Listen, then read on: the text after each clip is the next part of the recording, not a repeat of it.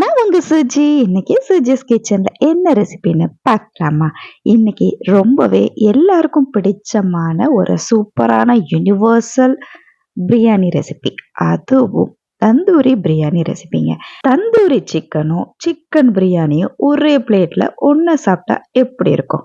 அப்படி ஒரு டேஸ்ட்ல நம்ம இன்னைக்கு தந்தூரி பிரியாணி செய்யலாம். வாங்க ரெசிபிக்குள்ள போகலாம். இந்த தந்தூரி பிரியாணி ரெடி பண்றதுக்கு முதல்ல சிக்கனை நல்லா கழுவி சுத்தம் பண்ணிட்டு மேரினேஷன் பண்ணிக்கலாம். இந்த தந்தூரி மசாலா ரெசிபியையும் நான் டிஸ்கிரிப்ஷன்ல கொடுக்குறேன், செக் பண்ணி பாருங்க. மேரினேஷன் பண்ண சிக்கனை கடாயில 2 டேபிள் ஸ்பூன் எண்ணெய் சேர்த்து எல்லாத்தையும் அடுக்கி அப்படியே வேக விட்டுடுங்க. சிம்ல இருக்கட்டும்.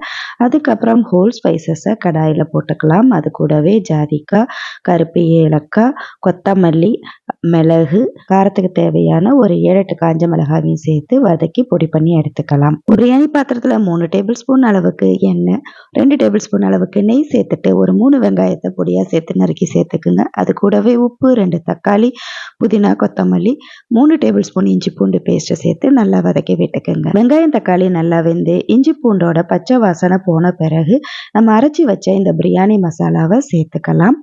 1 கிலோ அளவுக்கு ஜீரக சம்பா அரிசியை கழுவி ஊற வச்சிருக்கிறேன். இப்போ இந்த அரிசிக்கு 1க்கு 2 பங்கு அளவு தண்ணி சேர்த்து நல்லா கொதிக்க விடுங்க.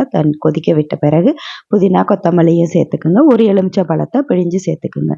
இப்போ எல்லா மசாலாவும் ஒன்றா சேர்ந்து வரும் பொழுது தவால இப்போ தந்தூரி பீசஸ் எல்லாம் ஒரு 60% அளவுக்கு வெந்த பிறகு அந்த பீசஸ் எடுத்து இப்போ நம்ம தம் போட போகிறோம். அரிசியும் தண்ணி எல்லாம் ஒன்றா நல்லா கலந்து வந்த பிறகு நம்ம வேக வச்சிருக்கிற இந்த தந்தூரி பீசஸையும் தம் மேலே போட்டுட்டு ஒரு 5-6 பச்சை மிளகாய், கொத்தமல்லி தூவி தம் போட்டுடலாம். ஒரு 20 நிமிஷத்துக்கு அப்படியே தம்ல இருக்கட்டும்.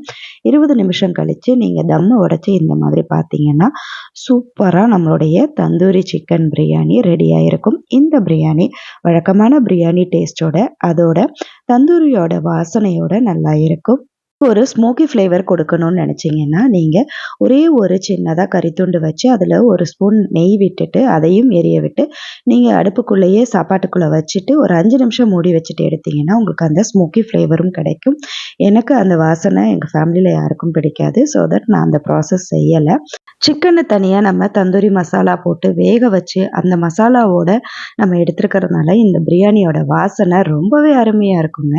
பிரியாணியில் டிஃப்ரெண்ட் வெரைட்டி ட்ரை பண்ணணும்னு நினைக்கிறவங்க இந்த தந்தூரி சிக்கன் பிரியாணி ரெசிபியை ட்ரை பண்ணி பாருங்க. நிஜமாலுமே அட்டகாசமாக இருக்கும்.